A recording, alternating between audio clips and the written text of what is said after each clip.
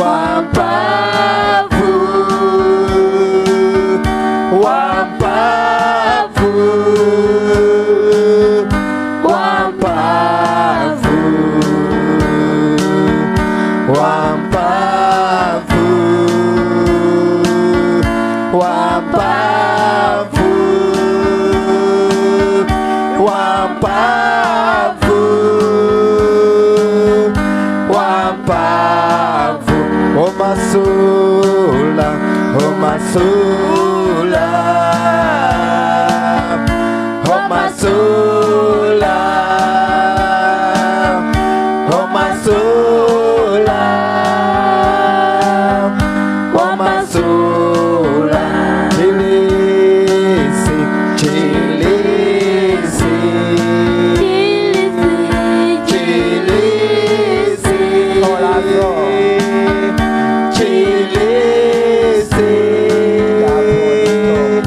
chilisi, achilisa, achilisa, achilisa, achilisa, oh Jesus, oh Jesus, oh Jesus, oh Jesus,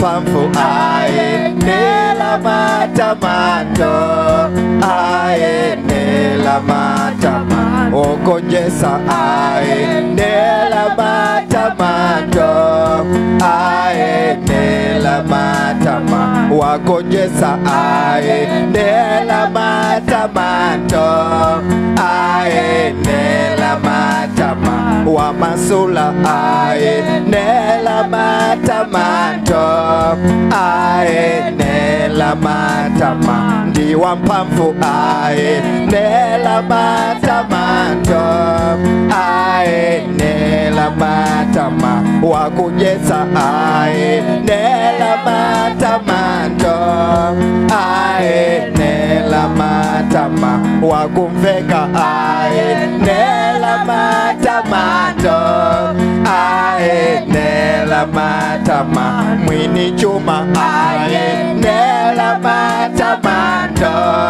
ae nela matama mwini banja ae nela matamando ae nela matama mwini skulu ae nela matamando ae nela matama mwini chuma ae nela matamando ae nela matama mwini chuma ae nela matamando ae nela matama mwini banja ae nela matamando ae nela matama mwini banja ae nela matamando ae nela matama wakonyesa ae nela matamando ae nela matama wakonyesa ae nela matamando ae nela matama wakonyesa ae nela matamando ae nela matama wachilisa ae nela matamando ae nela matama wamasula ae nela matamando ae nela matama wamasula ae nela matamando ae nela matama wamasula ae nela matamando ae nela matama wakonyesa ae nela matamando ae nela matama wakonyesa ae nela matamando ae nela matama ataniza ae nela matamando ae nela matamando die nela kundalila die nela kundalila die nela kundalila die nela kundalila die nela kundali mwana nkosa die nela kundalila die nela kundali Yesu Kristu die nela kundalila die nela kundali mwana nkosa die nela kundalila die nela kundali mwini banja die nela kundalila die nela kundali mwini banja die nela kundalila die nela kundali mwini chuma die nela kundalila die nela kundali mwini chuma die nela kundalila die nela kundali Yesu Kristu die nela kundalila die tiyenela kundali Yesu Kristu tiyenela kundalila tiyenela kundali Yesu Kristu tiyenela kundalila tiyenela kundali Yesu Kristu tiyenela kundalila tiyenela kundalila tiyenela kundalila tiyenela kundalila tiyenela kundalila tiyenela kundalila tiyenela kundalila tiyenela kundalila tiyenela kundalila tiyenela kundalila pepera minolipo play pepera ukandalile Mulungu pa business yako ukandalile Mulungu pa skulu yako ukandalile Mulungu pa ntchito yako ukandalile Mulungu pakena kali kosa mene wewe kupanga akuti Mulungu sachedwa safulumira kandalile play pepera kandalile Mulungu pa china chilichonse mene wewe kupanga akuti ndiodalirika akuti sagona tulo Mulungu wathu akuti amafika pa nthawi yake amafika pamene weyo sumayembekezera pamene weyo watopa pamene Mulungu amafikira ndeno kamuyikise Mulungu pa business yako pa ntchito yako pa banja pako usalire akuti ukamudalire akuti amafika pamene weyo kulira amafika pamene weyo mphamvu zakuthera amafika pamene weyo wasowa kolawira akuti yeyo akafika napulumusa business yako akafika napulumusa banja lako akafika napulumusa skulu yako akuti kamudalire chifukwa Yosefe anamudalira nawenso kamudalire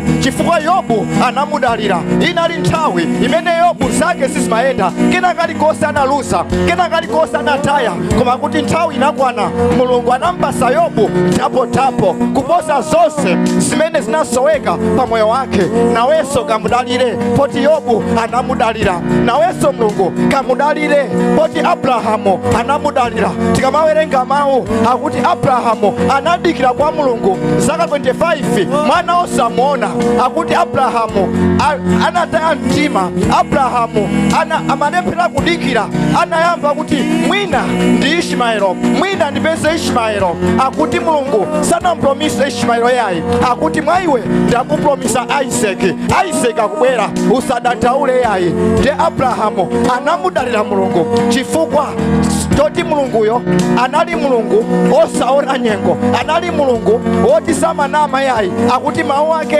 amakwanilisa poti Abrahamu anamudalira Mulungu nawenso kamudalire Mulungu poti Yobu anamudalira Mulungu nawenso kamudalire Mulungu wa business yakoyo pepera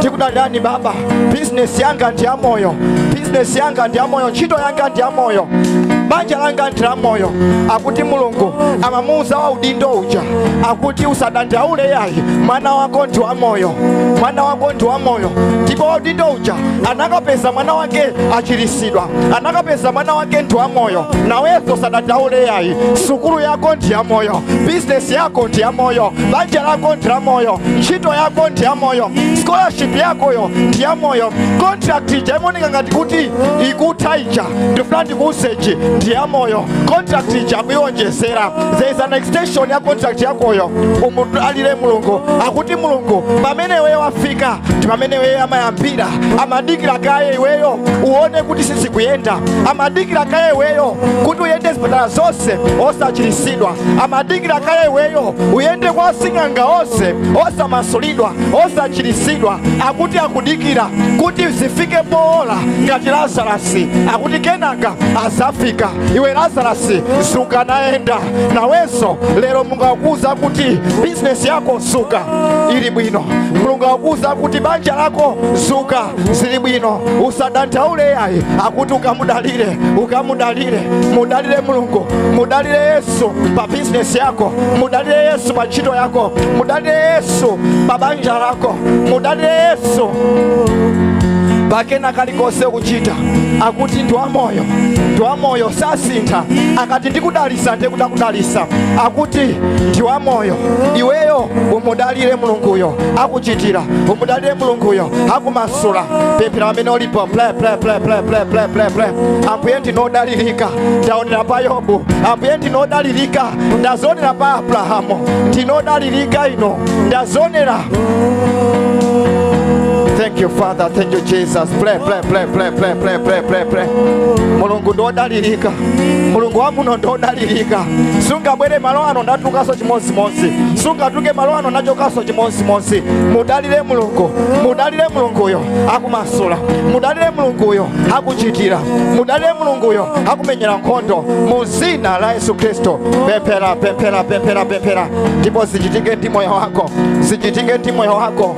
Akuti Eli anamuza Hana akuti zichitike monga mene ukupempherera nanenso ndikuuza za moyo wako zikuchitika monga mene ukupempherera nanga tikupemphera malo ano zichitike monga mene ukupempherera osati monga mene ukulirira ngati ukupemphera malo ano zichitike monga mene ukupempherera akuti chomwe ndizakumveni mukuyankhula chomwecho ndizachita chomwe ndizakumveni mukuyankhula chomwecho ndizachita. Kodi ukuyankhula chani za moyo wako? Kodi ukuyankhula chani za business yako? Kodi ukuyankhula chani za sogolo lako? Ukuyankhula chani za skulu yako? Akuti chomwe ndizakumve ukuyankhula akuti chomwecho ndizakuchitira. Yankhula zabwino za business yako, yankhula zabwino za skulu yako kuti skulu yanga ndimaliza ndikupita ku college, skulu yanga ndimaliza ndikayamba ntchito pamwamba ndipo Mulungu achita zomwe ukuyankhula akukupasa mpata mauno akuti yankhula chimene ukufuna chomwe ndizakumveni mukuyankhula chomwecho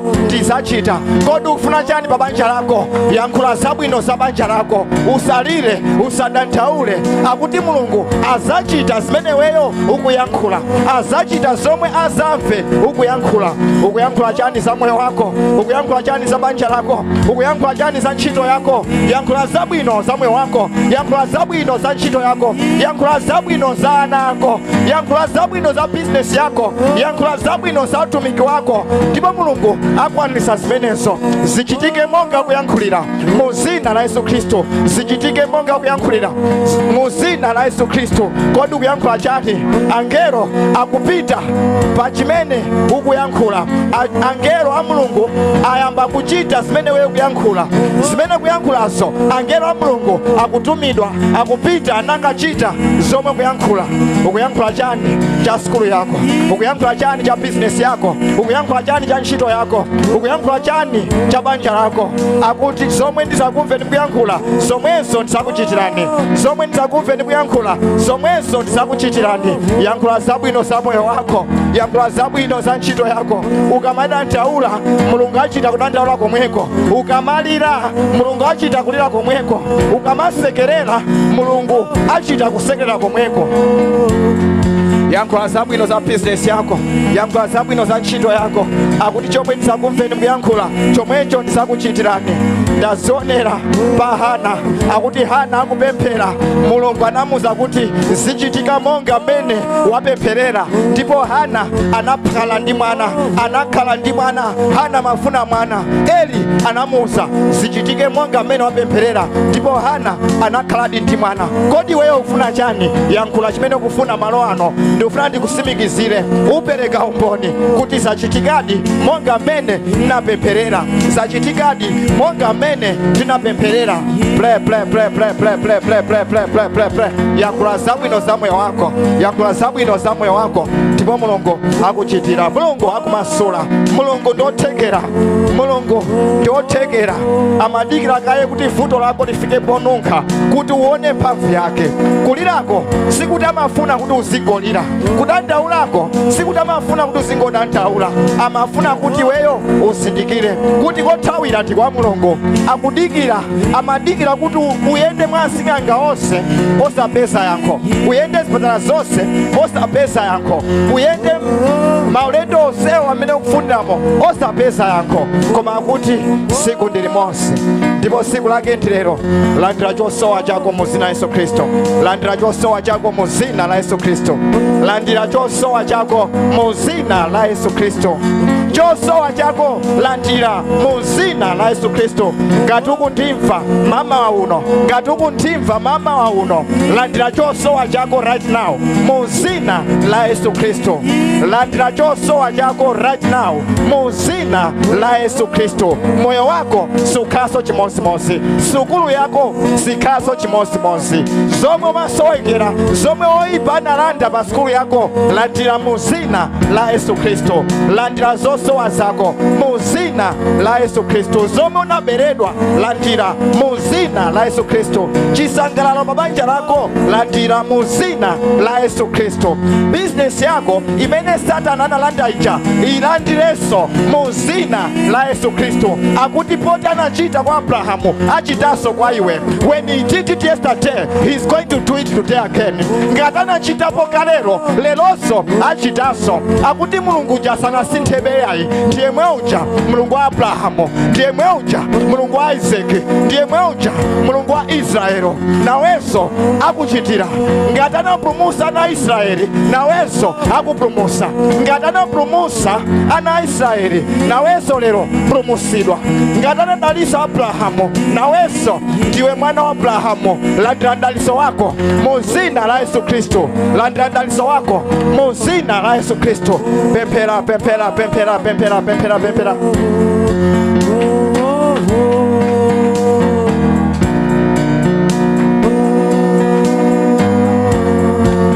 Landira chosoweka chako muzina la Yesu Kristo. Thank you, Father. Thank you, Jesus. Nthawi ya pemphero ndi nthawi yolandira. Nthawi ya pemphero ndi nthawi yolandira. Usatope kupemphera yayi. Akuti chomwe ndisakumveni mukuyankhula, akuti chomwecho ndizakupangirani. Nthawi inake akuti analipo mzimayi wamasiye amafunafuna ndithu kuti agamule ndithu zoyenera kuti agamule pa mlandu wake. Akuti siku nalonse amapita pa mpando wachifumu kukagogoda, tagamulani zabwino ino momwe nkhani ilili. Akuti amangogamulabe zaboza. Akuti mayi uja sanatope yayi, amapitabe kwa mfumu. Akuti mfumu ino nkhani iyi isili chonchi yayi, tagamulani zenizeni. Akuti mfumu ija imangogamulabe zaboza, koma akuti mayi uja sanasiye yayi, amapitabe. Akuti gamulani zabwino. Akuti inafika nthawi, akuti mfumu inatopa. Akuti mzimayi uyu wabwera kwambiri kugogoda pa nyumba yanga. Mzimayi uyu wagogoda nthawi yayitali pa nyumba yanga. Lero ndigamula zona osati kuti ndikufuna yayi, komano chifukwa choti wagogoda nthawi yayitali sindikufunanso kuti adandauleso, sindikufunanso kuti agogodeso yayi. Naweso ndifuna ndikuuzechi pamene ukupemphera lero kupempha bredi. Akuti ngati sunalandire usasiye kupempha. Ngati sunalandire business yo usasiye kupempha. Ngati skulu yo sunalandire usasiye kupempha. Akuti siku ndilimonse, akuti kumwamba kusayankhula. Akuti mwana uyo wapempha kwambiri, wapempha mokwanira.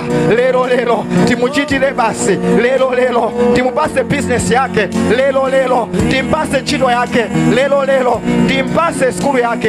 Akuti siku ndilimonse kumwamba kusasekuka, kumwamba kusayankhula kuti msikana uyu wapemphera mokwanira, amayi awa apemphera mokwanira, asala kokwanira. Lero ndisekule basi kuti alandire chosowa chawo. Ndikufuna ndikuuzechi siku lake ndeloli kumwamba kukusekukire muzina la Yesu Kristo. Pemphero unapemphera chaka chathalija landira muzina la Yesu Kristo. Pemphero unapemphera last week lija landira muzina la Yesu Kristo. Pemphero unapemphera zulo lija landira muzina la Yesu Kristo.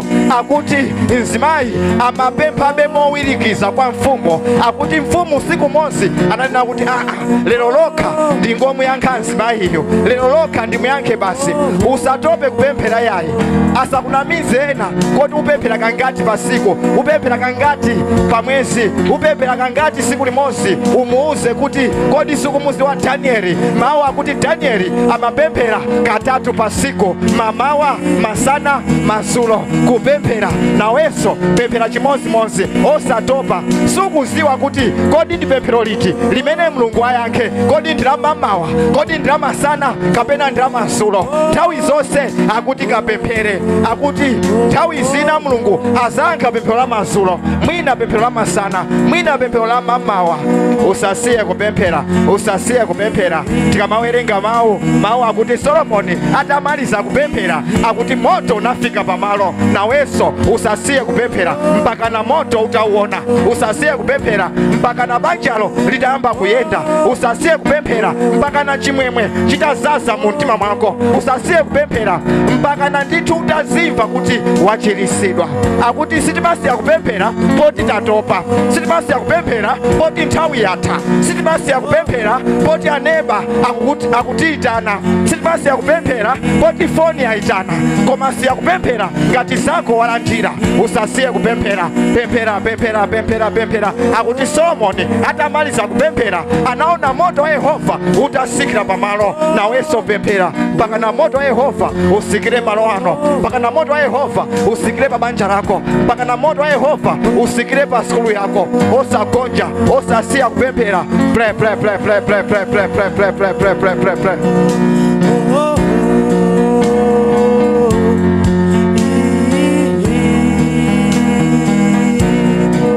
Chomwe ndizakumveni mukuyankhula chomwecho ndizakuchitirani, chomwe ndizakumveni mukuyankhula chomwecho ndizakuchitirani. Mulungu achite zomwe wapempha mu zina la Yesu Kristo. Kamene kakuvutisa moyo wako, kakupangisa kuti zako usalandire, kameneko Mulungu azule, Mulungu achose mu zina la Yesu Kristo. Akuti nthawi yake ndi lero, akuti Mulungu azanena kuti mwana uyu wapemphera mokwanira, wasala mokwanira, walira mokwanira. Lero ndikumane naye, lero ndimukhoze.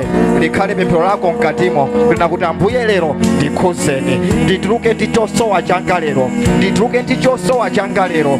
Ambuye lero lokha ndikhozeni, monga mwa mawu anu ndikhozeni, monga mwa mawu anu ndikhozeni. Osati kuchifukwa yoti nayo ndikufuna yayi, komano ndi mawu anu amene tamva leroli kuti chomwe ndizakumveni mukuyankhula chomwecho ndizakuchitirani. Unenese kuti Ambuye ndayankhula mokwanira, monga mwa mawu anu ndikhozeni lero. Likhale pemphero lako manja ako mwamba mu zina la Yesu Kristo. Zichitike ndi moyo wako, Mulungu akukhoze mu zina la Yesu Kristo. Kena kalikonse kamapangisa kuti zako sayende, Mulungu azole, Mulungu achose pa moyo wako mu zina la Yesu Kristo, mu zina la Yesu Kristo. Ambuye ndikhozeni lero, yenderani moyo wanga lero, ndikhozeni lero, yenderani moyo wanga, ndikhozeni lero. Thank you Father, thank you Jesus, thank you Holy Spirit.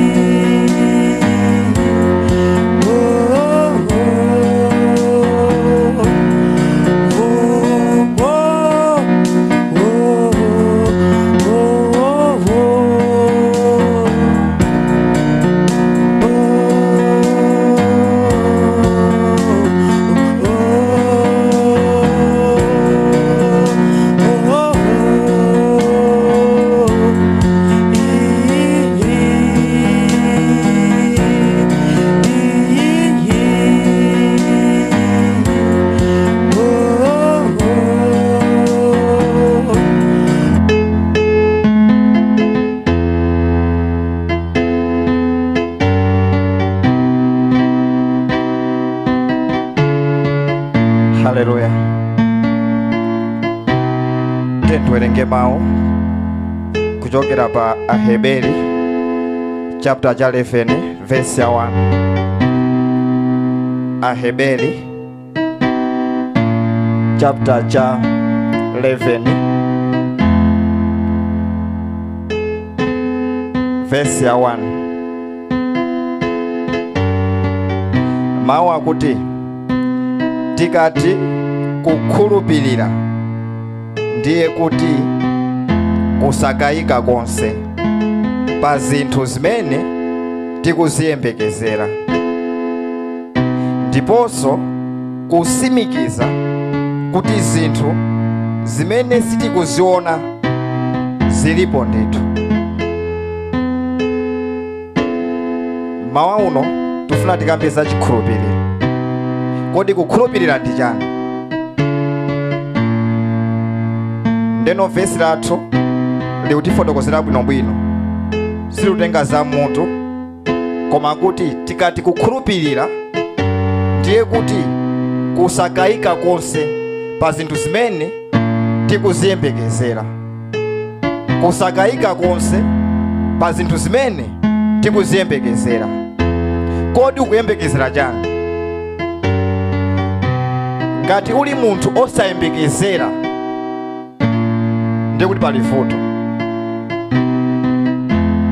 Moyo wathu tizikhala ndi chiyembekezo. Kodi mmene wabwerera munomo chiyembekezo chako ndi chotani? Banja langa silibwenda bwino. Ngati ndapita kwa Mulungu, chiyembekezo changa ndi chakuti banja liyamba kuyenda bwino. Sukulu yanga sikuyenda bwino. Ngati ndapita kwa Mulungu, chiyembekezo changa ndi chakuti sukulu yanga iyamba kuyenda bwino. Koma ngati kupita kwa Mulungu opanda chiyembekezo sizingachitike. Mulungu samayankha vuto lako, amayankha chiyembekezo chako pa vuto limene uli nalo. Ukusoweka ndalama, Mulungu sabweresa ndalama chifukwa choti ukusoweka ndalama. Abweresa ndalama chifukwa choti uli ndi chiyembekezo choti ndikapita kwa Mulungu andipasa ndalama. Chifukwa chani uli ndi chiyembekezo choti ukapita kwa Mulungu akupasa ndalama? Chifukwa mawu ake ukwaziwa bwinobwino. Kwa Hagai akuti siliva ndi golide ndi za ndani? Ndi za ine. Ndeno ngati siliva ndi golide ndi za Mulungu, upitiranji kwa mkolo wako? Siliva ndi golide ndi za Mulungu, upitiranji kwa anti ako? Upitiranji kwa bambo ako? Mawu akuti siliva ndi golide ndi za ine. Iweyo kufuna ndalama, upitiranji kwa anti ako? Pamene mawu akuti siliva ndi golide ndi za ine. Akuti pamene upita kwa Mulungu ukhale ndi chiyembekezo kuti chimene weyo kufunacho watani? Wachipeza. Ndeno Mulungu amayankha chiyembekezocho, osati kulira kwako. Ndikudwala mimba, ukamapita kwa Mulungu ukudwala mimba, Mulungu sakachilisa mimbamo poti weyo kudwala mimba. Ayi, akuchilisa poti uli ndiye chiyembekezo kuti ndimene ndalowera munomo Mulungu atani? Andichilisa. Ndeno Mulungu amayankha chiyembekezo chako. Akuti chikhulupiriro ndiye kuti kusakayika konse pa zinthu zimene tikuziyembekeza. Ndiye chikhulupiriro chimenecho. Akamati kodi ukukhulupirira, kani sikamwa chabe kuti komano kodi uli ndi chiyembekezo, kapena kodi chiyembekezo chako sikuchikayikira? Ndikufuna business yangayo ifuna capital. Ndayesa kwayimbira nkolo anga sakundipasa capital. Anti anga ndayimbira sakundipasa capital. Anzizanga ndayesa umundu umumu capital sindikuiona. Ndiye wina akuti tamuyesako Mulungu. Usamuyese Mulungu opanda kuzindikira. Mulungu samayankha poti tamupempha. Ayi, amayankha poti tikuzindikira ukulu wake.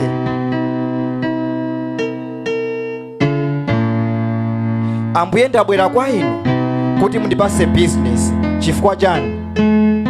Inuyo ndiye mwini zonse. Ndaziwerenga mawu. Ndifuna capital ya business. Inuyo ndiye mwini wa siliva ndi golide. Kulibenso kwina kumene ndingapite. ndikupezeka muno chifukwa ndaziwa kuti munomo ndimene niyo matani mmapezeka. Ambuye ndikufuna business, Ambuye ndikufuna skulu yabwino, Ambuye ndikufuna banja labwino, chifukwa zimenezi zimapezeka kwa inu. Akuti kukhulupirira ndi pamene usali kukayikira za chiyembekezo chako. Ndeno funso ndakuti kodi chiyembekezo chako ndi cha mtundu wanji? Akuti ngati ufuna business chikhale chiyembekezo chako kuti ngati Mulungu ndi amene amapereka business, ngati ndiupezeka munomo andipasa business. Mulungu ochirisayo andichirisa chifukwa anachirisapo mayi wa khunguja, anachirisapo mwana wa udindo uja. Akuti wa udindo anasiya mwana wake ali kunyumba akudwala za serious. Sana ntenge mwana kupita nayo chipatala kapena kutenga mwana uja kupita nayo kuchalichi. Ayi, anangonyamuka kupita kumene kuli machiriso, kupita kumene kuli Ambuye Yesu. Atafika kwa Ambuye Yesu akuti Ambuye Yesu tiye ndithamange mwana wanga akufa. Ambuye Yesu anamuza mawu akuti mwana wako ndi wa moyo, zipita. Munthu jananyamukadi kumapita. Asanafike ndi kunyumba akuti anthu anayamba kumusatira kuti akamuze za uthenga wabwino. Akuti mwana uja wachiratu uja kuti mwati chani achira nthawi yanji? Akuti achira nthawi yakuti yakuti. Ujapo pangaliko akuti nthawi yomweyo ndi nthawi imene Ambuye Yesu amati mwana wako ndi wa moyo, zipita. Ambuye Yesu ananyamuka kupita kwampemphera mwana uja ngati ayi, anangoyankhula mawu akuti mwana wako ndi wa moyo. Ujayo ngakhale sanaone kuti mwana uja wachirisidwadi, koma kuti anakhulupirira. Chifukwa chani? Amaziwa kuti Ambuye Yesu ndi mchirisi. Ambuye Yesu mawu awo ndi machiriso. Ngati ayankhula ndiye kuti zachitikadi. Akuti chimenecho ndiye chikhulupiriro. Tikapita papati nayo akuti choyamba chikhulupiriro ndi kusakayika za chiyembekezo chako. Ndiye kuti nthawi zonse uzikhala ndi chiyembekezo. Ndikapita kumalo amapemphero ndikakumana ndi Mulungu, ndikapita kumalo amapemphero ndikakumana ndi chosowa changa, ndikakumana ndi zimene ndikufuna. Akuti chimenecho chikhale chiyembekezo chako. Osati kupita kumalo amapemphero kuyamba mafunsa mafunso, komano Mulungu akandiyankha lero, komano abusa akandipempherera leroli. Akuti pamene kuzifunsa mafunso amenewo ndiye kuti ulibe chiyembekezo. Pamene palibe chiyembekezo palibe chikhulupiriro. Chifukwa chikhulupiriro ndi kusakayika chiyembekezo chako. Ndiye kuti choyamba khala ndi chiyembekezo kuti ineyo leroli ndidya. Haleluya. Usayendereza mtima mwako yayi, komano ukucha mamawa ulibe ndi 1000 kwacha, ulibe ndi 500 kwacha, nkumati koma lero ndidya. Koma kuti ngakhale ulibe 1000 ukazuka mamawa unene kuti leroli ndidya.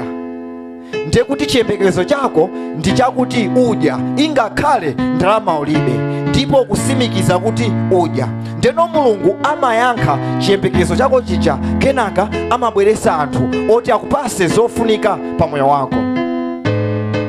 Usapite kwa anthu yayi, pita kwa Mulungu. Ukapita kwa Mulungu, Mulungu akubweretsera anthu aja. Ukamba upita kwa anthu ukulakwisa zinthu. Tikulakwisa chifukwa chani? Tikupita kwa nkolo athu kukafuna ndalama ya business, tikupita kwa anti athu kukafuna school fees. Pamene ukuyenda kupita kwa ndani? Ukuyenda kupita kwa Mulungu. Ukangopita kwa Mulungu, Mulungu akubweresera ma anti aja yekha, akubweresera ma ankolo aja yekha, akubweresera adati aja yekha, kuti sopano tamonani mwana uyu akufunikira chithandizo chanu, tampasani. Akuti Mulungu akayankhula akuti omveserayo amangolondola kupanga chimene Mulungu akufuna. Ngati sukulandira, mwina ukumapita malo osayenerera, mwina ukugogoda pa khomo losayenerera. Akuti siliva ndi golide ndi zaine, kodi ukupita kwa ndani?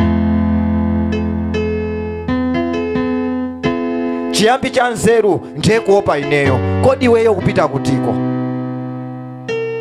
Chikhulupiriro ndi chani? Kusakayika chiyembekezo chako ndiye chikhulupiriro. Point yoyamba ndimeneyo. Point yachiwiri akuti ndiponso kusimikiza kuti zinthu zimene sitikuziona zilipo ndithu. Kusimikiza kuti zinthu zimene sitikuziona zilipo ndithu.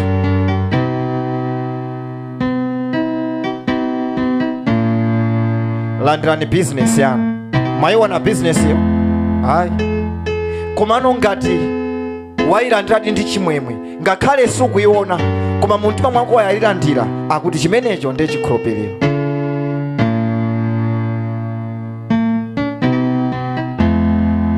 Banja lako lili bwino, komano kungochoka kuno uchalichi kukafika ku nyumba coffee, iwe komano amati banja lako lili bwino. Akuti focus yako isakhale pa zinthu zimene ukuziona, koma ikhale pa zinthu zimene usakuziona. Chomwe sindikuona ine ndichakuti banja langa ndilabwinobwino. Chomwe sindikuona ine ndichakuti ndili ku university. Chomwe sindikuona ine ndichakuti ndikugwira ntchito yapamwamba. Chimenecho sindikuchiona, komano chilipo ndithu. Akuti chimenecho ndiye chikhulupiriro. Sakasaka kuona zomwe zisakuoneka. Tikamawerenga mawu Yohani chapter 20 verse 24 mpaka 25, akuti choyamba Ambuye Yesu atauka kwa akufa anaonekera kwa ophunzira, komano panali ophunzira mmodzi panalibe, Thomas. Ophunzira aja adamuwuza Thomas akuti Ambuye Yesu auka, taona ife tayankhulana nawo. Akuti zosatheka. Ndikhulupirira pokhapokha ndatani ndaona manja awo momwe mumalowa misomale muja, ndione kuti kodi ndiwodi. Ndikaona zimenezo ndiye kuti ndikhulupirira. Akuti chimenecho si chikhulupiriro yayi. Chikhulupiriro chenicheni si chimenecho yayi, choti tikaonekaye ndalama ndi pamene tizipita ku skolo. Tikaonekaye business ndi pamene tizikayamba business. Akuti tikakhulupirire ingakhale sitinaone. Akuti Thomas amayendera kuona kenaka akakhulupirire, koma Mulungu akuti chani? Akuti khulupirirani kenaka muzaona zazikulu za ufumu wanga.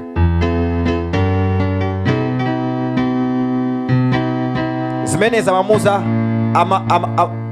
amauza azibale a Lazarus.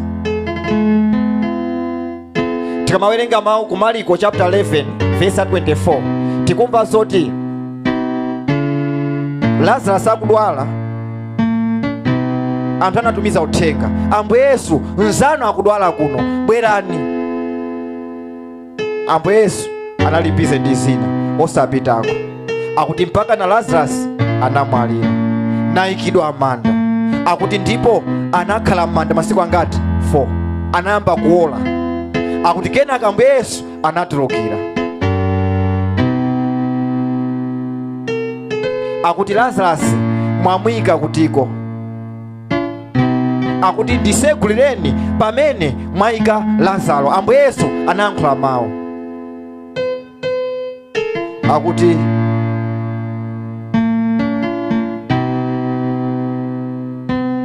wanunkha ndi kununkha aola. Ambuye Yesu anafunsafunsa, kodi sinakuwuzeni kuti mukakhulupirira muzaona zazikulu?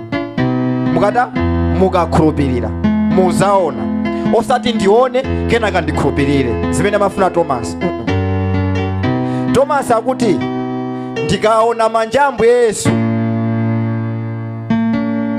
ndi mapazi awo mmene mnalowa misomale muja, ndikaziona zimenezo ndikhulupirira kuti Ambuye Yesu auka. ndiye kuti formula yake inali oti aone ndi maso ake, kenaka atani akhulupirira. Pamene Ambuye Yesu akutiphunzitsa kuti formula ya ine simeneyo yayi.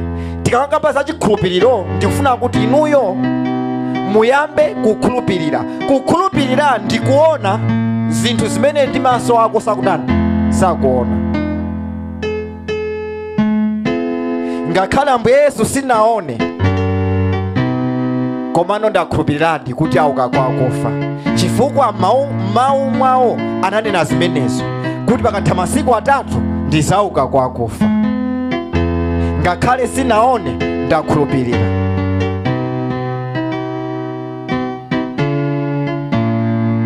Inde ndi pa mavuto akulu, komano abusa unena kuti zako zili bwino. Mu mavutomo muli chimwemwe chako. Ukanene kuti ngakhale chimwemwecho sinambe kuchiona, komano ndakhulupirira. Chifukwa chani? Ndaonera pa Yosefe. Akuti Yosefe ngakhale mabrothers ake mamuda mpaka nakumugulisa. Akuti Yosefe kumene anamugulisa kuja anakaona ukulu wa Mulungu, anakaona chimwemwe. Komwe anamugulisa kuja anakakhala mfumu. Nanenso ngakhale panopa pa banja panga samandikonda, ngakhale inenso panopa pa business yanga anthu amangondida, pa skulu yanga anthu amangondida, pakena kali kusamene ndikupanga ineyo anthu amangonditukwana, amangondinena. Koma ngakhale munena kuti pasogolo pake pali chimwemwe, ndakhulupirira. Chifukwa chani? Ndaona pa Yosefe. Akuti chikhulupiriro ndi pamene ukuona ndithu chabwino chimene sukuchiona. Uziona chabwino pamene pali zoyipa, ndiye chikhulupiriro. Uziona chisangalalo pamene pali kulira, kumeneko ndiye kukhulupirira. Uziona business pamene palibe ndi wantambala, akuti pamenepo ndiye kuti ukukhulupirira. Akuti kukhulupirira ndi pamene ukuyembekeza chimene usakuchiona ndi maso ako, akuti kumeneko ndi kukhulupirira. Ndangati mwa ife abusa nena kuti zili bwino, timaona di banja lathu kuti lili bwino ngakhale tukwapulidwa. Timaona bendithu kuti business chatalandira ngakhale drama palibe. Ndangati mwa ife pamene mbusa nena kuti zili bwino, timaona ndithu ana athu atachirisidwa, pamene oyipa uja akulimbana ndi ana athu. Akuti kukhulupirira ndi pamene ifeyo taona zomwe tisakuona zija. Akuti ndiye kuti ukuyembekeza zinthu zabwino, ukusimikiza chiyembekezo chako. Kumbukira mawu awa, Mulungu samayankha pemphero lathu, koma amayankha chiyembekezo cha pemphero lathu. Kodi ukamapemphera Ambuye ndifuna business, kodi chiyembekezo chako ndi cha mtundu wanji kwa Mulungu? Ukapita ku chalichi ukamapemphera Ambuye sukulu yanga, Ambuye business yanga, Ambuye ntchito yanga, Ambuye ndifuna promotion, Ambuye ndifuna scholarship, kodi chiyembekezo chako pa zimene ukupempha zija ndi cha mtundu wanji? Akuti chiyembekezo chanu ndi chimene ineyo ndizayankhe. Kodi chiyembekezo chako mama uno ndi cha mtundu wanji pa zosoweka zako? Chiyembekezo chako ndi cha mtundu wanji pa zimene ukufuna? Chiyembekezo chako ndi cha mtundu wanji pa zimene ukupempherera? Haleluya. Tikamawerenga pa Efeso chapter 1 verse la 18, Paulo amapemphera akuti ndikukupemphererani kuti maso a mtima wanu asegulidwe. Chifukwa chani amapemphera kuti maso a mtima mwanu asegulidwe? Ndiye kuti kuli maso a thupi lako, ndeno kuli maso a mtima wako. Tikamanena kuti kukhulupirira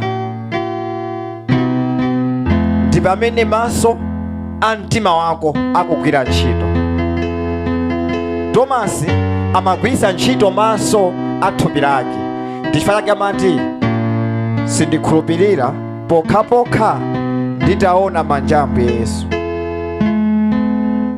Then Ambuye Yesu anabwera kwa china Mariya akuti kodi sinakuuze kuti mukakhulupirira kapena mukaona ndi maso a mumtima wanu muzaona zazikulu za Mulungu. Kusonyeza kuti tikamati kukhulupirira ndi pamene ukuona ndi maso a mumtima mwako. Timakhulupirira ndi mumtima mwathu. Ndifake Paulo akuti pemphero langa kwa inu siku la lero ndakuti Mulungu atani asegule maso a mumtima mwanu. Ngakhale business simukuiona komano muzisangalala kuti business mwayipeza. Ngakhale ntchitoyo simukuiona muzisangalala kuti ntchitoyo ndayipeza. Ngakhale sukuluyo simukuiona bwinobwino koma muzisangalala kuti sukuluyo ndayipeza. Akuti kumeneko ndiye kuti kukhulupirira, ndiye kuti maso a mumtima mwako asegulidwa. Ambiri mwa ife panopa tikadayenderabe maso akuthupi, maso a mumtima sanasegulike. Ndi chifukwa chake siku ndi siku timangolira. Ukulira komano sukuziwa kuti uli ndi 1 million. Ukulirira 50,000 komano sukuziwa kuti Mulungu akupasa 1 million. Chifukwa chani? Maso a mumtima wako sanasegulidwe yayi. Umalirira chiseko choti Mulungu asekapo kaye. Ntchito yatha iweyo kulirirabe chiseko chomwe chija. Ambuye chonde andiyembeso ntchito yomwe ija. Pamene Mulungu apangira dala kuti ntchito ija ithe, kuti ntchito yabwino isegulidwe kuseri kwa iwe. Koma chifukwa choti maso a mumtima ulibe, ndichifukwa chake umakakamirabe kuwada abwana ako, umakakamirabe kudana ndi aneba ako kuti kodi chifukwa chani mwanditulusa mnyumbayi, kodi chifukwa chani mwandithamangisa.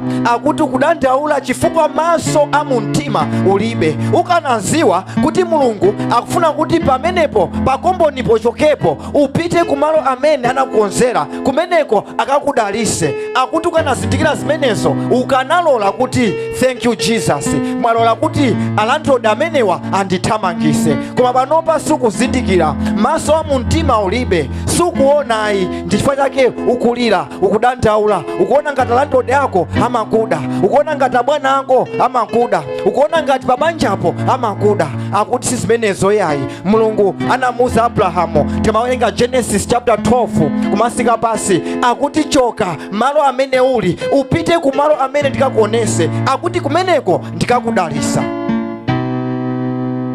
Ndeno ngati ukakamira pomwepo Mulungu sangakudalise. Nkhondo ikamambuka pamalo nthawi zina Mulungu akukuza kuti nthawi yakwana usunthe, nthawi yakwana apapa uchokepo upite pamene neyo ndikukuza, pamenepo ndikakudalisa. Komano pamene uli paja akayamba kukuda, akayamba kuthamangisa, uzaona ngati kuti ziko lakuda. Koma iye amene ali ndi maso a mumtima, iye amene ali ndi maso a uzimu, akuti ameneyo azazindikira kuti ameneyo ndi Mulungu. Alola kuti azibale anga azindida, alola kuti azibale anga andigulise, kuti kumene andiguliseko ndi kumene Mulungu akundifunira. Kodi Yosefe chipanda kumugulisa ku Egypt akanakhala prime minister ku Egypt? Zero. Anali prime minister ku Egypt chifukwa anthu anamuda, omuda aja anamugulisa. Akuti usiti kumufuna azipita ameneyo, osaziwa kuti kumene kumugulisako ndi kumene kuli chipulumutso chake, ndi kumene kuli ntchito yake, ndi kumene kuli business yake, ndi kumene kuli banja lake, ndi kumene kuli sukulu yake. Akuti usadandaule pamene pali mavuto, usangoyang'ana mavuto oyayi, uyang'ane kuseri kwa mavuto. Umfunse Mulungu, kodi Ambuye ndi chani chimene mukundionesa? Ndi chani chimene mufuna mundiphunzitse pa mavutowa? Ndi chani chimene mufuna mundiphunzitse polandira zitonzozi? Ndi chani chimene mufuna kuti nditengepo? Azibale anga kumatida choncho, ndipo Mulungu azatani? Azasegula maso a mumtima mwako. Uzasiya kuona zimene anthu ena akuona. Ukayamba kuona zimene Mulungu akuona, zimadabwisa. Pamene anthu akuyembekeza kuti uzilira, sumalirayi, umangosangalala. Chifukwa chani? maso ako auzimu akuona chisangalalo, osati zimene anthu ena akuona kuti ukuvutika. Zili mawu a Mulungu. Mwina ndiwerenge vesi omaliza. Haleluya. Tate ntimirire pamene tilipo. Tentimirire. Ndiwerenge vesi omaliza tentimirire. Thank you Lord, thank you Father, thank you Jesus. 2 Korinto chapter 4 verse 18. 2 Korinto chapter 4 verse 18. Mawu akuti mitima yathu sili pa zinthu zooneka koma pa zinthu zosaoneka. Paja zooneka zosakhalisa, koma zosaoneka ndiye zamuyaya. Akuti mitima yathu tayika pa zinthu zosaoneka. Chifukwa chani? Akuti zinthu zosaoneka ndiye zamuyaya, koma zomwe timaziona ndi maso athu awa mzakanthawi kochepa.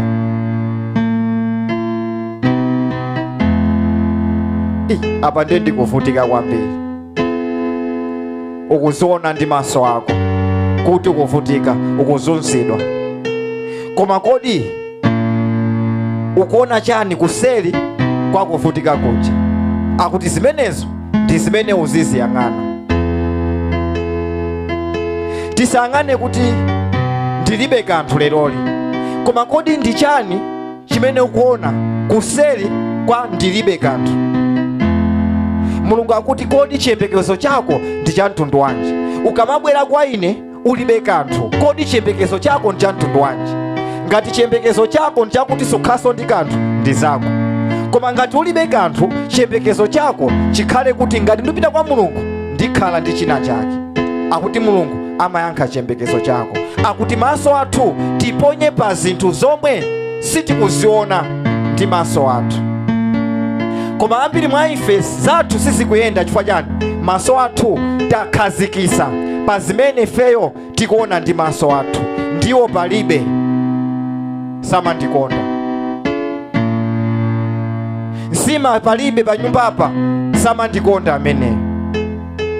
Kodi ndi chimene ukuona apo iweyo? Akuti uone zinthu zimene usakuziona. Kuti ukaone zinthu zimene usakuziona ndipo kapokha Mulungu asegula maso a mumtima mwako. Kodi chomwe chipangise kuti Mulungu asegule maso a mumtima mwako ndi chani? Ukampasa mpata. Akuti usaone a closed door. Akuti Mulungu ali ndi kuthekera koseka chiseko chicha. Inde unali pa ntchito, komano Mulungu alola kuti ntchito ija ithe. Inde unali ndi business, Mulungu alola kuti business jatani ithe. Funso lako lisakhale pa business yakutha ija, usemphana ndi Mulungu. Ukamangana pa business yakutha ija, ndiye kuti maso ako akuyang'ana pa business paja. Komano funso lako likhale kuti Ambuye, ndi chani chimene mufuna kuti ndiphunzirepo pakutha kwa business? Ndiye Mulungu azoti aha, mwana uyu sopano akufuna kuti ndimusegule maso akunkhongo. Haleluya. Ngakhale kuyang'ana uku, komano maso ena akuyang'ana kuti akuyang'ana kumbuyo. Tikamati maso a mumtima ndi maso akutiko akunkhongo. Pamene kuyang'ana chiseko ichi ukumfunsa Mulungu, kodi Ambuye, osati kodi Ambuye mwasekeranji chiseko chimenechi? Mwaseka kuti ndizivutika? Ayi. Ambuye, mukufuna kuti ndiphunzirepo chani poseka chiseko chimenechi? Mukufuna kuti ndiphunzirepo chani potulusa misozi ineyo pa banja ili? Mufuna kuti ineyo ndiphunzirepo chani pondimana ndrama? Mufuna ineyo ndiphunzirepo chani pondimana promotion? Mufuna ineyo ndiphunzirepo chani pondimana ntchito? Akuti kenaka Mulungu amakusegula maso. Waliona khomo lija, ndaseka ili kuti ukalowe khomo lija.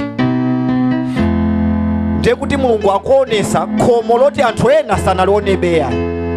akuonesa promotion yoti anthu ena sanalione beyayi, koma poti akusegula maso ako akunkhongo, maso ako amumtima, waona chimene akukonzera, akuti umasangalala.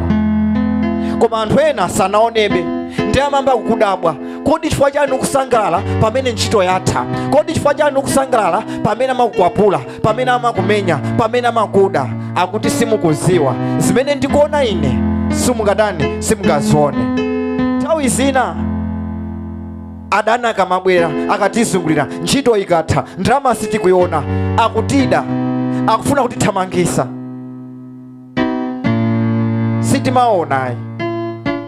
Kuti kodi pamavuto amene aja, kodi chimene Mulungu akufuna kuti kaphunzirepo ndi chani? Akuti simatani, sitimaona. Ndi chifukwa chake timatani, timalirabe. Koma akuti kuyambira lero, akuti pemphero lako likhalira kuti Ambuye nanenso segulani maso anga ndione kuseri kwa mavuto amene ndikumana nawo, ndikakhale wachikhulupiriro, ndikasekerere pamene anthu ena amayembekeza kuti ndizilira.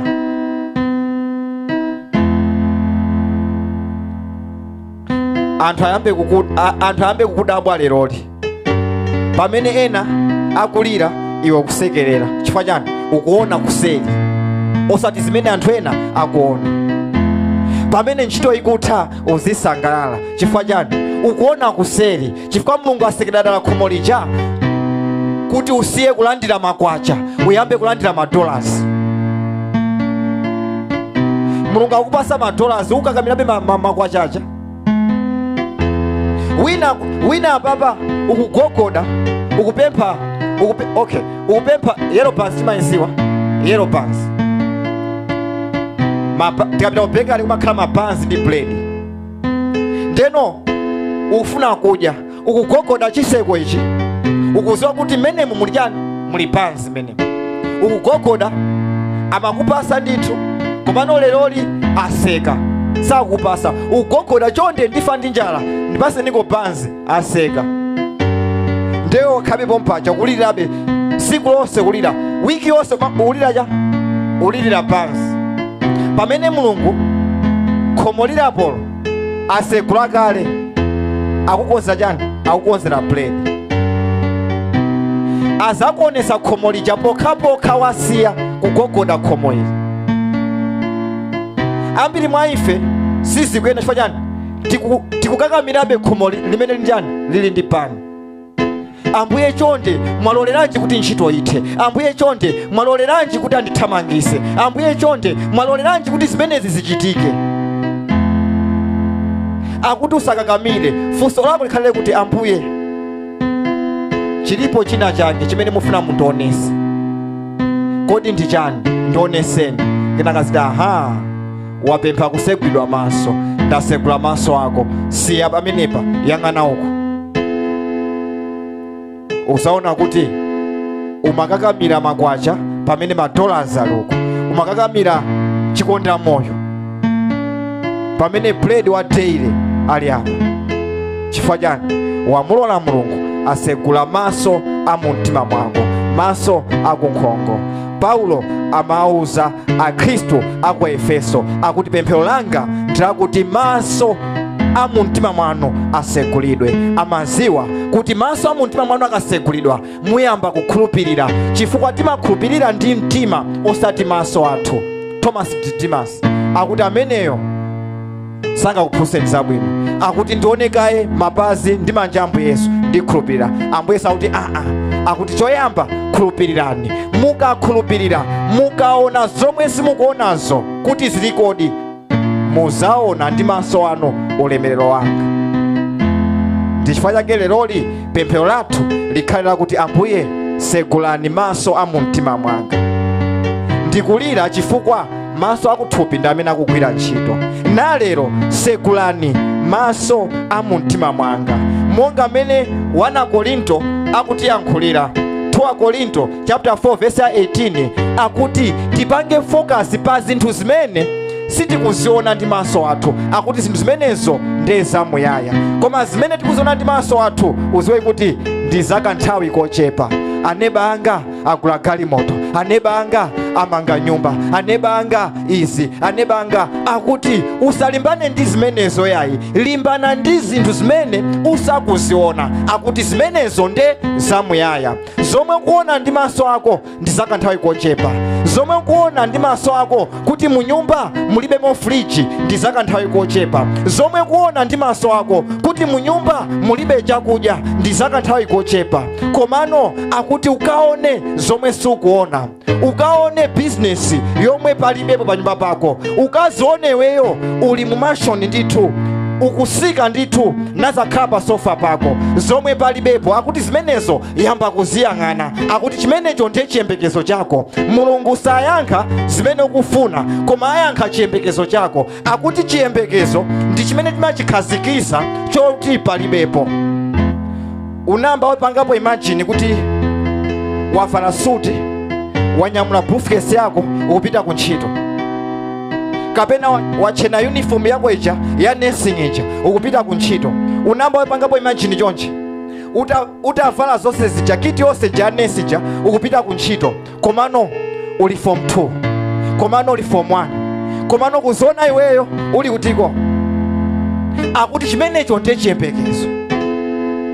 Ndifika na skulu pena amati career day, akuti vala chimene wewe utani ukufuna, ndiye kuti akuonesa chiyembekezo chawo.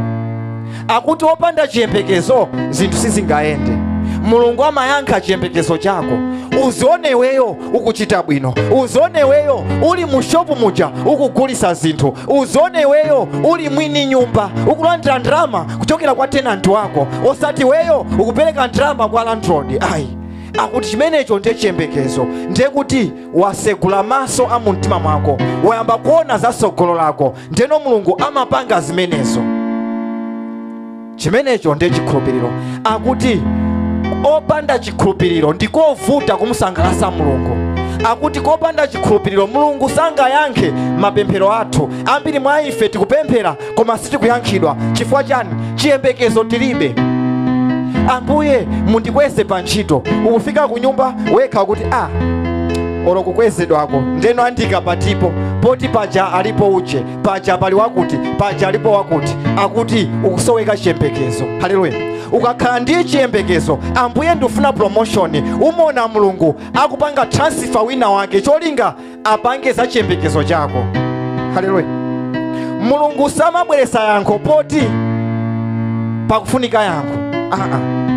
Komano ukapempha ntchito pa kampani poti palibe vacancy, Mulungu ayikapo chiyembekezo chako kuti mwana wanga afuna ntchito pa kampani komano palibe vacancy, ndipange bwanji uyuyuyu achokepo ampange transfer pakhale vacancy.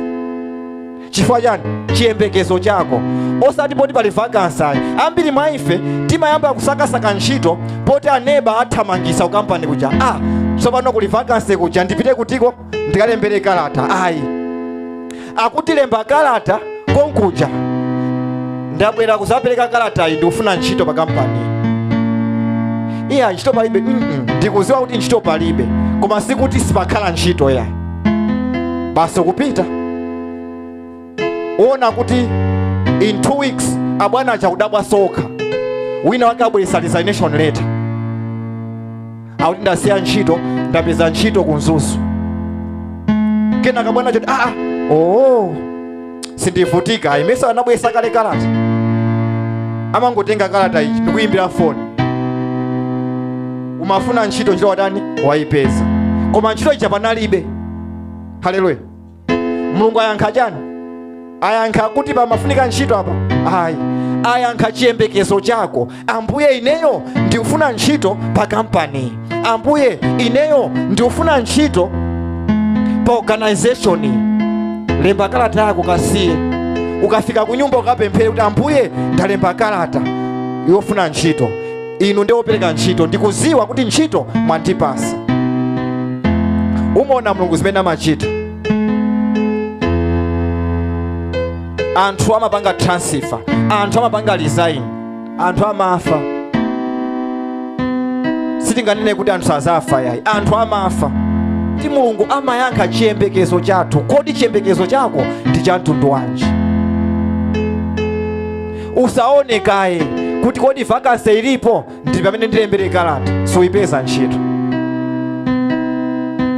Komano lemba kalata chifukwa chani? Wayiona kale vakansi kuseruko ndi maso a mumtima mwako. Ndifake lero Mulungu afuna tithandize, akuti ana angawa chimene akusoweka ndi maso a mumtima mwawo, akufuna aonekaye. Kuchali chikuja ndimafuna ndithu nditamapitako, koma ndionekaye kuti kodi kumazaza, kodi kumakhala anthu ambiri, ndifuna ndionekaye. Akuti chimenecho si chikhulupiriro. Akuti kaone tchechi chozaza ngakhale muli munthu mmodzi, kaone tchechi chozaza ngakhale muli anthu awiri. Akuti kenaka Mulungu azatani? Azachita za chiyembekezo chako. Haleluya. Ndikamaphunzitsa muno ndimaphunzitsa ngati muli anthu angati? Ngati muli munthu mmodzi? Olo mukanangokhala uyu akugona uyu, bwezi ndikuyankhula chimodzimodzi. Bwezi ndikuyankhula chimodzi. Chifukwa chani? Sindikuyankhula kwa munthu mmodzi. Ngati weyo sukumva, wina akamva pa YouTube, wina akamva pa WhatsApp, wina akamva pa radio. Haleluya. Mawu omwewa akupitanso kwa anthu ambiri. Aefeso chapter 1 verse 18, Paulo amapempherera ana akwa Efeso, akuti pemphero langa ndakuti Mulungu asegule maso a mumtima mwanu, osati maso akuthupi. Kuli bwino aseke maso akuthupi. Akaseka maso akuthupi chichitike ndi chani?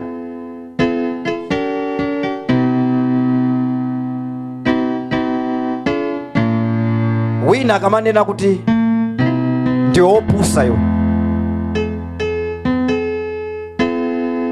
awa ndi maso akuthupi, ndi opusa iwe. Kwa iye amene asegula maso auzimu, kupusa kuja kumalowera apa ndozatulukira uko kwapita. Koma iye amene maso auzimu alibe, kupusa kuja sikumatuluka kwalowera apa kumakhala mmutu. Ati ndine opusa, ati ndine opusa. Menoja akundizi wako maini ineyo opusa, ineyo sakundizi wako nobwino awo naso. Zonse zimene ndakhala ndiwapangira akanena kuti ndinopusa lero, ndikakhale opusa lero, ndiye kuti upanga chani? Upanga meditate. Opusa iwe, opusa. Chimene chizibwera ndi chani? Mkwiyo, anga. Kenakano munthu uja sumpasa moni, munthu uja sumpangira zabwino, walephera mayeso. Chifukwa chani?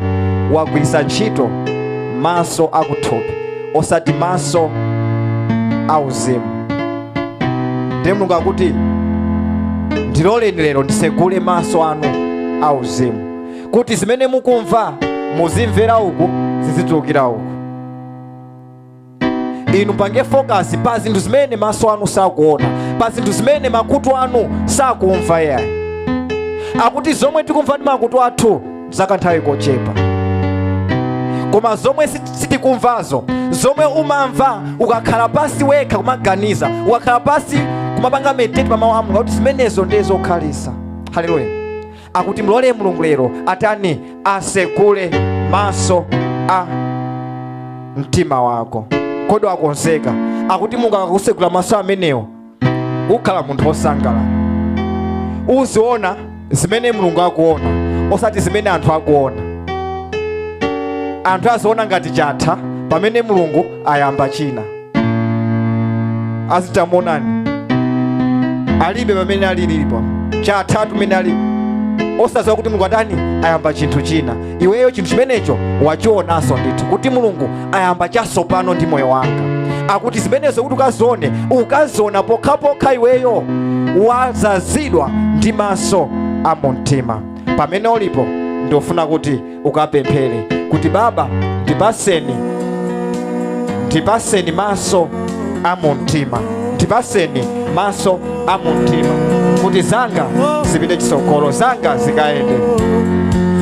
Pemphera ndipo Mulungu asegula maso a mumtima mwako. Ukayambe kuona zimene Mulungu akuona za moyo wako, ukayambe kuona zimene Mulungu akuona za banja lako, ukayambe kuona zimene Mulungu akuona za business yako. Usaone zimene maso ako akuona pa banja lako, usaone zimene maso ako akuona pa business yako, usaone zimene maso ako akuona pa ntchito yako, pa promotion yako, kapena pa contract yako. Yang'ana zimene Mulungu akuona, kuyang'ana zimene Mulungu akuona pa business yako, pa banja lako, pa ntchito yako. Ndi pamene Mulungu asegula maso a mumtima mwako, maso a mumtima mwako. Ambiri mwa ife tikuvutika, tikulira, tikudandaula. Chifukwa chani? Maso a mumtima mwathu sanasegulidwe. Tikuona ngati business yatha, pamene Mulungu asegula mgodi wina akuti Satana atiseka maso ndi kudandaula, Satana atiseka maso ndi kulira. Tikulephera kuona mgodi wa nyuwani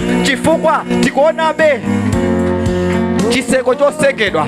Anayang'anabe ku Sodomu ndi Gomora anasanduka chulu. Chifukwa chani? Samaona chimene Mulungu akumuonesa. Akuti yang'ana kusogolo, kumeneko kuli banja lako. Yang'ana chisogolo, kumeneko kuli ntchito yako. Yang'ana chisogolo, kumeneko kuli business yako. Yang'ana chisogolo, kumeneko kuli promotion yako, kuli contract yako. Koma kuti amayang'anabe mavuto aku Sodomu ndi Gomora, amayang'anabe zinthu zakale, amayang'anabe kudandaula, amang'anabe kulira kwa zulo, amang'anabe kusowa business kwa zana, amang'anabe kusowa ndalama kwa last year. Akuti naweso ngati sumulola Mulungu kuti asegule maso a mumtima mwako, usanduka chulunga. Akuti pamene kukhazikika kuyang'anabe zakumbuyo, kuyang'anabe zakale, kuyang'anabe zakale lako, akuti zimenezo zipangisa kuti Mulungu asakuchitire chasopano. Akuti zakale zisiye, yang'ana kumene Mulungu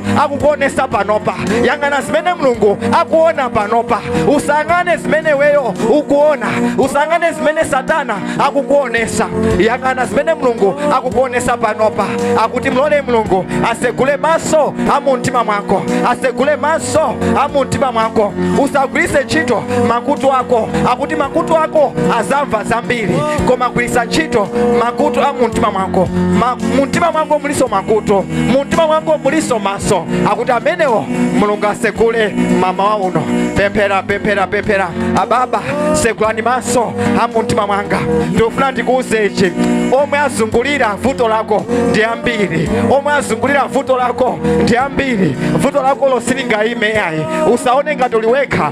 Pa banjapo Mulungu ali nawe, pa business ipo Mulungu ali nawe, pa ntchitopo Mulungu ali nawe. Mulungu asegula chiseko china, usalilire za chiseko chosekedwacho.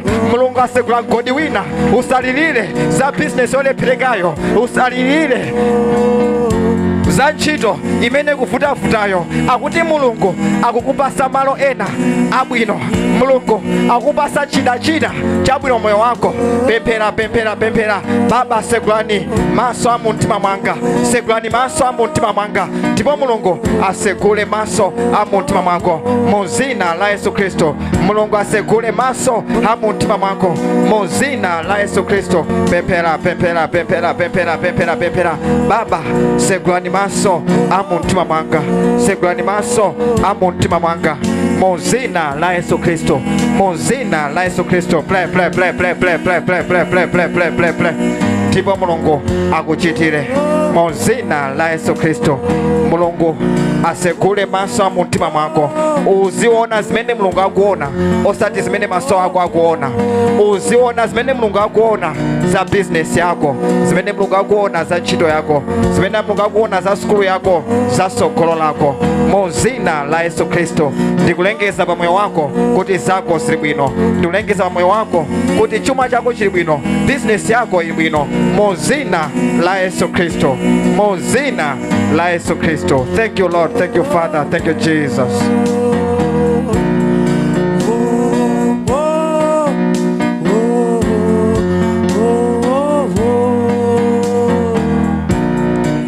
Atate tikuyamikani chifukwa nthawi yapamwamba imene mnatipasa.